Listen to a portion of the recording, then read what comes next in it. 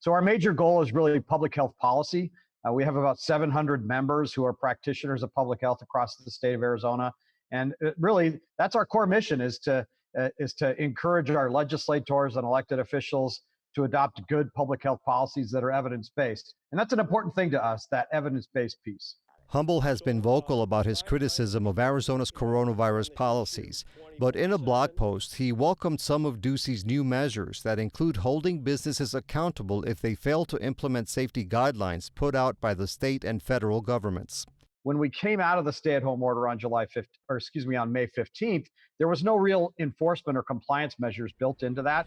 And so you could see around town, some businesses are doing a good job, but others you could see that there's basically no mitigation measures at all in place. And so by putting some teeth into those criteria about how businesses should behave, I think would go a long way towards making a difference. When you are in a position where you are the director of the Department of Health, and let's say the governor is proposing or implementing policies that you, the director, disagree with, what is the process of trying to talk to the governor about something like that?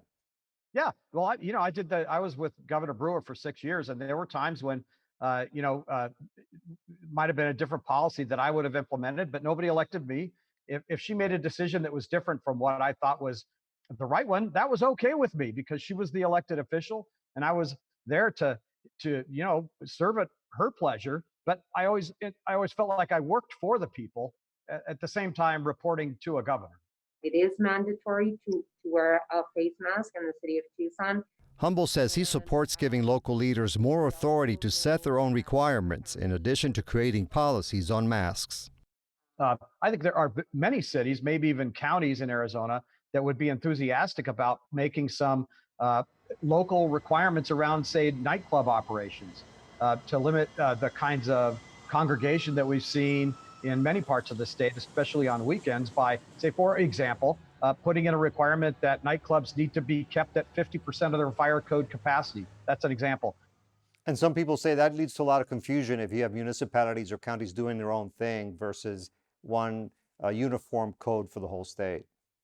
Yeah, well, I mean, that's an argument against allowing cities to do that. But in my opinion, the stakes are just too high right now, given the public health, the real public health impact that this virus is having, both clinically in terms of making people very, very ill, putting them in the hospital, the threat that it poses to our hospital capacity, and as well as the other consequences, the interventions of the stay-at-home order and people losing their jobs and so forth. And so a lot of stuff is at stake here. And I think in my opinion, it's worth a little bit of confusion at the local level if it allows you to implement some common sense measures that can make a real difference. All right, well, Helm, thank you very much.